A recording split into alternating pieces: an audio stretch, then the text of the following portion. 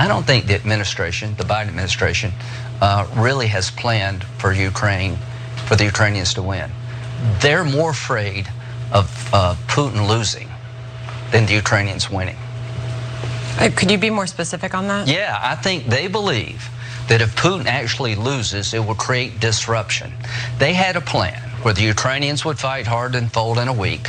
They'd come in with some BS deal, the administration, to carve up the Ukraine and say we saved the world from World War III. That plan is off the rails now because the Ukrainians have taken the fight to the Russians. We overestimated the Russian capability. So their biggest nightmare in the administration is for this to end badly with Putin because they don't have a plan for him to go. I want it to end badly for Putin because I want to get rid of him. Well, certainly publicly they're encouraging Zelensky and the people there to continue their fight and applauding it. There's Lindsey Graham doing his obligatory bashing of his political opponents when it comes to Putin, Russia, and the invasion into Ukraine, because they wanted Putin to win.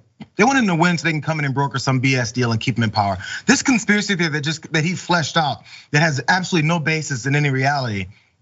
He just went ahead and decided to spill it on Fox News because he knew that they would accept anything that he had to say. It's almost the kind of conspiracy theory you would hear on Newsmax from someone like Stinchfield.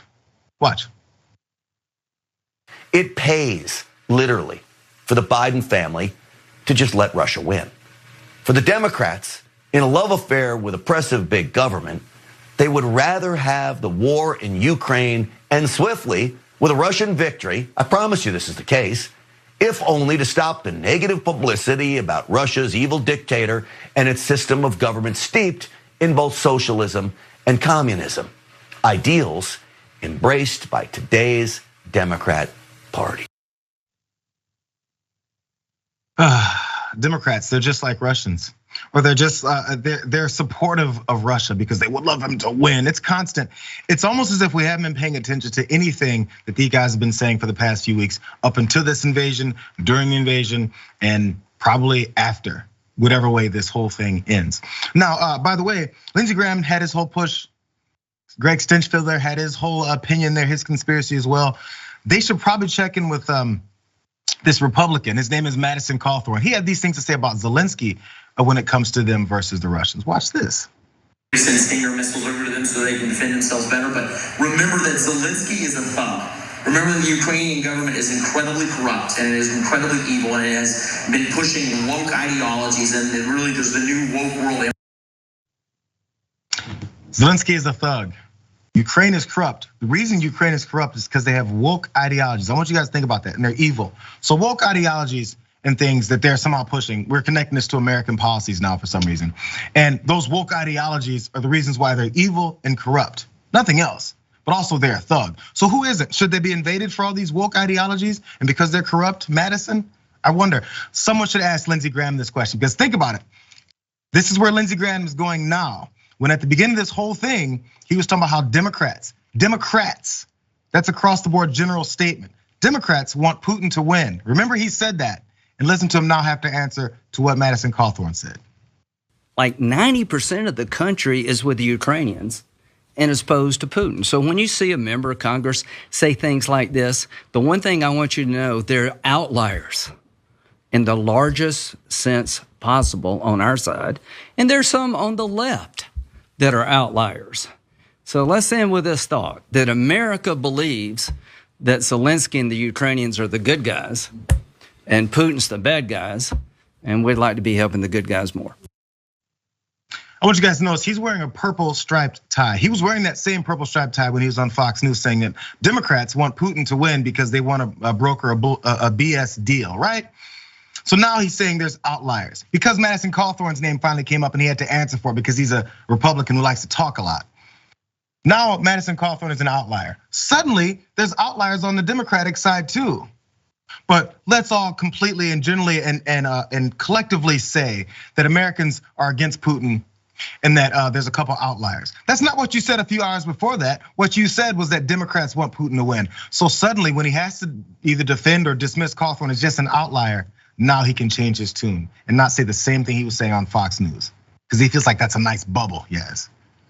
Yeah, these clips, I was watching them and I watched them before we did the show, and it was just very confusing because I don't know where any of it's coming from. And the answer is it's coming from nowhere. It's coming from wherever they think would be the most beneficial place for them right this moment. They don't really think about what they said yesterday or an hour ago. They don't think about what they're going to say. They just say whatever works for this particular moment, and they just improvise as they're going. But what I think we're seeing now, which is very notable, is that up until this whole time, since let's say 2015, whenever Trump really started to gain some traction with his political campaign, whatever he was doing, they fell in line 100% behind him. As soon as they realized that he was going to be the new head of their party, they all immediately fell in line. All of their rhetoric became very repetitive. They just kept repeating the same talking points over and over again and drilling them into people's brains.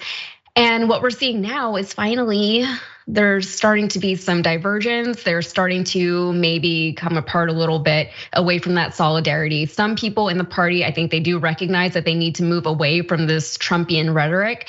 And they're also struggling because Trump is still, for whatever reason, very popular, it would seem. I don't know. I'm telling you from that point, the one thing that Trump has done, not one thing, many things he's done, but he's also he's branched off. It's like a coaching tree in football, right? He's branched off with these like Trumpites, like the Madison Cawthorns and Marjorie Taylor Greens and Boeberts and Gosars and all those crazy folks. And they're pushing the same type of rhetoric. The general Republican Party is trying to get rid of Trump and keep his followers. But these guys keep saying this stuff and they have to keep dealing with these answers and having to go back and forth. Lindsey Graham on Fox figured he could just say that and get away with it. Didn't realize that there's still a Madison Cawthorn lurking in the bushes ready to say something ridiculous. And he would have to then either defend or push it aside as just an outlier. So by the way, fine, Republicans and Democrats like to fight over who is the real reason or who's really rooting for Putin. So let's do it one more time, you guys. Fine, one more time. Who is it that has been rooting for Putin for this whole time? Let's watch this. Why do I hate Putin so much? Has Putin ever called me a racist? Has he threatened to get me fired for disagreeing with him? Has he shipped every middle-class job in my town to Russia? Said this is genius. Putin declares a big portion of the Ukraine. I said, how smart is that? Very shrewd, very capable. I have enormous respect for him. I've been criticized for saying that. The first 5 days, Russian forces, I think, frankly, were too gentle. They've now corrected that. So I would say another 10 days, this should be completely over. And he's going to go in and be a peacekeeper. That's the strongest peace force. We could use that on our southern border. That's the strongest peace force I've ever seen. There were more army tanks than I've ever seen. They're going to keep peace all right. Oh, I think Zelensky is a puppet.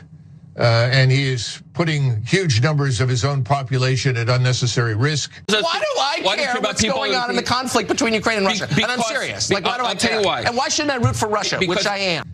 And quite frankly, most of what comes out of Ukraine is debunked as lies within 24 to 48 hours. No, I consider him a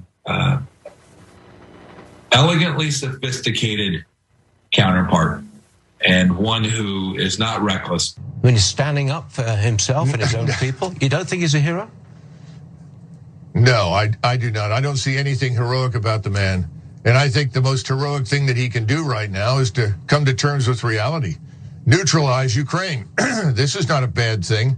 The problem is not that Putin is smart, which of course he's smart, but the real problem is that our leaders are dumb. All those Democrats want Putin to win.